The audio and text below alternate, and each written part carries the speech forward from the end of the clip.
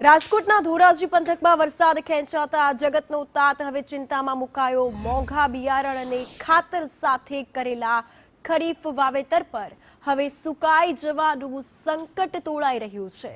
ધોરાજી અને આસપાસના વિસ્તારો કે જ્યાં ખેડૂતોએ કપાસ, મગફળી, તલ, અડદ, મગ અને સોયાબીન જેવા પાકોનું વાવેતર કર્યું છે, પરંતુ લાંબા સમયથી સારો વરસાદ ન પડતા ઊભા પાકને પૂરતો ભેજ નથી મળ્યો।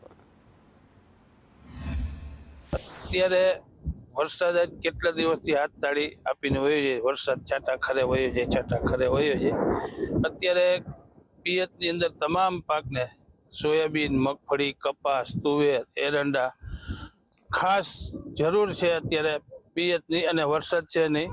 અને હવામાન નિષ્ણાંતોએ પણ અત્યારે કહી દીધું કે ભાઈ અત્યારે વરસાદની ગુજરાતની અંદર અને સૌરાષ્ટ્રની અંદર કોઈ પણ જાતની આશા રાખવાની છે નહીં। ખેતને હિસાબે અત્યારે મોલને વરસાદની જરૂરિયાત હોય અને આ સમયસર વરસાદ નથી અત્યારે, અને એને હિસાબે જે મગફળીમાં જે સોયા દોડવાનો જે સમય છે, જે કપાસમાં જીંડવા બાંધવાનો સમય છે, અત્યારે જે વરસાદની ખેતને લીધે આ નુકસાની મોટા પાયે જાય એવી છે।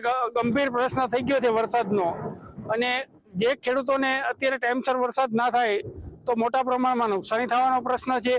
બીજા નંબરમાં અત્યારે આ વાદળછાયા વાતાવરણ હિસાબે મોલોમસી, થ્રીપ્સ, સફેદ માખી અને જે ઈયળ